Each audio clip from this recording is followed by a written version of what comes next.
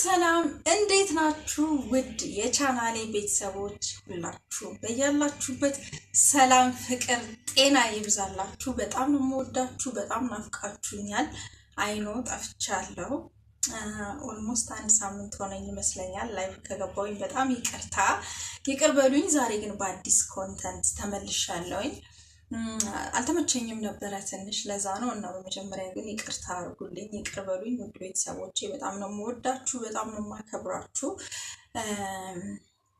እንግዲህ ለቻናሌ አዲስ የሆናችሁ ቻናሌን ሰብስክራይብ በማድረግ ቤተሰብ እንድንሆን የአክብሮት ግብዣዬን እጋብዛለሁኝ። የቻናሌ ቤተሰቦች ደግሞ እንደተለመደው ፍቅራችሁን፣ ትብብራችሁን እሻለሁ። ቪዲዮዬን እስከ መጨረሻው በማየት ላይክ በማድረግ በመጀመር እንድታበረታቱኝ ስል ዛሬም በአክብሮት ጠይቃለሁ ማለት ነው። ዛሬ ይዤላችሁ የመጣሁት ቪዲዮ ከስከዛሬው ቪዲዮቼ የተለየ ነው፣ መረጃ ሰጪ ነው። የዛሬው ቪዲዮ እንግዲህ አንድ ሰው ዱባይ እንዴት በተለይ ደግሞ በቪዚት ቪዛ እንዴት መሄድ ይችላል፣ ምን ነገሮች ያስፈልጉታል የሚለውን መረጃ ኢንዲቴል ልነግራችሁ ነው የመጣሁት። በድጋሚ እንግዲህ ቻናሌን ለመጀመሪያ ጊዜ ይጎበኛችሁ ያላችሁ፣ ለቻናሌ አዲስ የሆናችሁ ቻናሌን ሰብስክራይብ በማድረግ ቤተሰብ በመሆን እንዲጀምሩ በአክብሮት ጋብዛለሁ ማለት ነው። የዛሬው ቪዲዮ እንግዲህ እንደነገርኳችሁ ዱባይ ላይ እንዴት መሄድ እንደሚቻል፣ በተለይ ደግሞ በቪዚት ቪዛ ዱባይ በምን መልኩ ተሄዶ መምጣት እንደሚቻል ነው ማለት ነው። ሙሉ መረጃውን ሼር የማደርጋችሁ። በቀጣይ ደግሞ ዱባይ ላይ እንዴት በስራ ቪዛ መሄድና መስራት መምጣት እንደሚቻል ሼር አደርጋችኋለሁ ማለት ነው። ቪዲዮን እስከመጨረሻው በማየት መረጃዬን ትከታተሉኝ ዘንድ በመጨረሻም ሀሳብ አስተያየታችሁን ሼር ታደርጉኝ ዘንድ በአክብሮት ጠይቃችኋለሁ ማለት ነው። ወዳችኋለሁ። እስከ ቪዲዮ የፍጻሜ ድረስ አብራችሁኝ ቆዩ። ቪዲዮ እየሰራውላችሁ ያለውት ዱባይ ለመጀመሪያ ጊዜ ለመሄድ ወይም ደግሞ እስከዛሬ ሄዳችሁ የማታውቁ ወደፊት ወይም በቅርቡ ለመሄድ እቅድ ላላችሁ ሰዎች እጅግ በጣም አስፈላጊ መረጃ ነው ማለት ነው ሼር የማደርጋችሁ። በነገራችን ላይ በዓለማችን ላይ ካሉ እጅግ በጣም ማለት ነው ለንግድና ለጉብኝት ተፈላጊ ከሆኑ ከተሞች ውስጥ አንዷ ዱባይ ነች። ይህንን አብዛኞቻችን እናውቃለን። ይሄ ደግሞ ዱባይን ለንግድና ለጉብኝት ተፈላጊ ያደረጋት አንዱና ዋናው ምክንያት ደግሞ ዱባይ በማንኛውም ሰዓት ሰላማዊ ሀገር ስለሆነች ነው። ሰላማዊ ናት። ምንም አይነት የጸጥታም ሆነ ይሄ የኢንሴኩሪቲ ችግር ያለባት ከተማ አይደለችም። ሰው በማንኛውም ሰዓት በሰላም ወጥቶ መግባት የሚችልባት ምንም አይነት ማለት የሚያሰጋ ነገር የሌለባት ከተማ ነች ማለት ነው ዱባይ። ማንኛውም ሰው ዱባይ ከገባ ሰዓት ጀምሮ ደህንነቱ የተጠበቀ ነው። 24 ሰዓት የመንቀሳቀስ የመዘዋወር መብት አለው። አስፋራስ የዱባይን ሕግና ደንብ አክብሮ እስከተንቀሳቀሰ ድረስ ማለት ነው። እና ዛሬ እንግዲህ የምነግራችሁ መረጃ ምንድነው? አንድ ሰው ዱባይ ለመሄድ ከኢትዮጵያ ሲነሳ ጀምሮ ከኢትዮጵያ መንግስት የሚጠየቀውና በተለይ ደግሞ የዱባይ መንግስት አንድ ሰው ከኢትዮጵያ ወደ ዱባይ ለመሄድ ሲነሳ ሲያቅድ ምን መስፈርቶችን ማሟላት አለበት ብሎ እንደሚጠይቅ ነው ማለት ነው።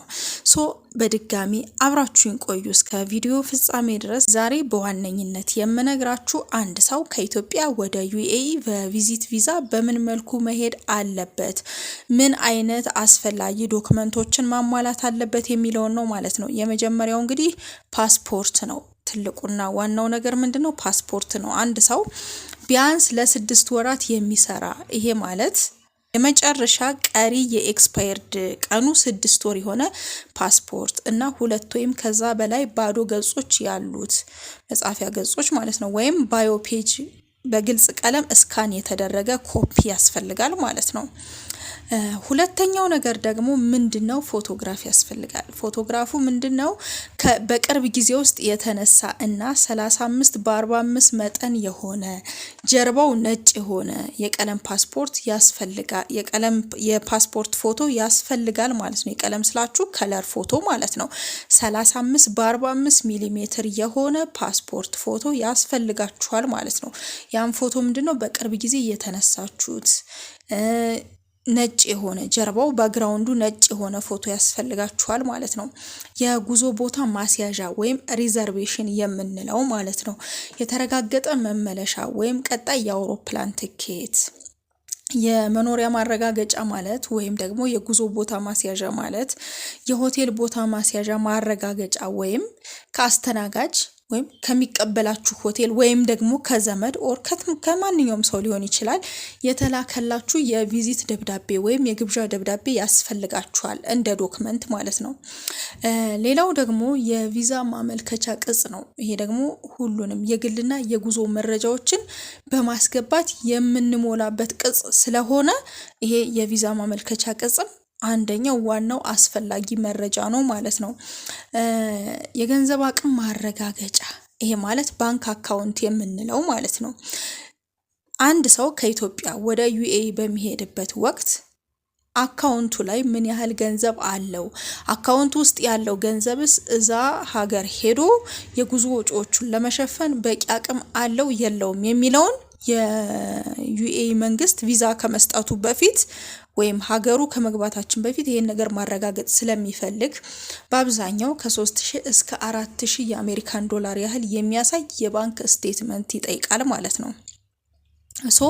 እነዚህ እንግዲህ ከላይ የነገርኳችሁ ፓስፖርቱ ቢያንስ 6 ወር የቀረው ቢያንስ ነው ያልኳችሁ። ሚኒመም እንትኑ ጊዜው ኤክስፓየርድ ለማድረግ 6 ወር የቀረው 2 እና ከዛ በላይ ባዮ ፔጅ ያለው በግልጽ ቀለም እስካን የተደረገ ኮፒ ያስፈልጋችኋል ማለት ነው። ሌላው ደግሞ 35 በ45 የሆነ ፎቶግራፍ ነጭ ባክግራውንድ ያለው እንዲሁም ደግሞ የመኖሪያ ማረጋገጫ ወይም ከዛ ሪዘርቭ ያደረጋችሁት ሆቴል ማረጋገጫ ሊኖራችሁ ይገባል። ቀድማችሁ ስለሆነ ሪዘርቭ የምታደርጉት ሪዘርቭ ያደረጋችሁበትና እዛ አክሴፕት የተደረጋችሁበትን በኦንላይን ላይ ማሳየት ይኖርባችኋል ማለት ነው። የቪዛ ማመልከቻ ቅጻችሁንም የገንዘብ አቅማችሁንም ምን ያህል እንደሆነ በኦንላይን ላይ ለዩኤኢ መንግስት ኢንፎርም ማድረግ ይጠበቃል ማለት ነው። ምንድነው ዋናዎቹ ነገሮች እነዚህ ናቸው። እንዳልኳችሁ ፓስፖርቱ ከጉዟችን ቀን ጀምሮ ቢያንስ ለ6 ወራት ለዩኤኢ መንግስት ማለት ነው አፕላይ ስናደርግ ፓስፖርታችን ከጉዞ ወደ ዩኤኢ ካደረግንባት ቀን ጀምሮ ቢያንስ ለ6 ወራት የሚሰራ መሆን አለበት። ፓስፖርቱ ደግሞ ባዶ ገጾች ወይም በፓስፖርቱ ውስጥ ቢያንስ 2 ባዶ ገጾች መኖር አለባቸው ማለት ነው። እንግዲህ እነዚህን ነገሮች ለማመልከት ወደ ዩኤኢ ለመሄድ አንድ ሰው በአብዛኛው በአየር መንገዶች ለምሳሌ በኤምሬትስ ወይም ደግሞ በቱሪስት ወኪሎች እንዲሁም በመስመር ወይም ኦንላይን ሰርቪስ የሚያቀርቡ ድርጅቶች አሉ አይደለ? በእነሱ በኩል አፕላይ አድርጎ በእነሱ በኩል አፕሩቭ አስደርጎ እነዚህ አጠቃላይ የተጠየቁ መረጃዎች ትክክለኛና እውነተኛ እንደሆኑ ከተረጋገጠ በኋላ በቀላሉ ዱባይ በቪዚት ቪዛ ሄዶ ቪዚት አድርጎ መመለስ ይችላል ማለት ነው። ለዛሬ እንግዲህ ያስኩላችሁ መረጃዬ ይሄ ነበረ። ስለተከታተላችሁ አመሰግናለሁ። በድጋሚ ለቻናሌ አዲስ የሆናችሁ ሰዎች ሰብስክራይብ አድርጉ፣ ቤተሰብኑን። በቀጣይ ደግሞ ዱባይ ላይ እንዴት በወርክ ቪዛ መግባት ይቻላል የሚለውን ይዤላችሁ የምመለስ ይሆናል። አብራችሁኝ ሁኑ።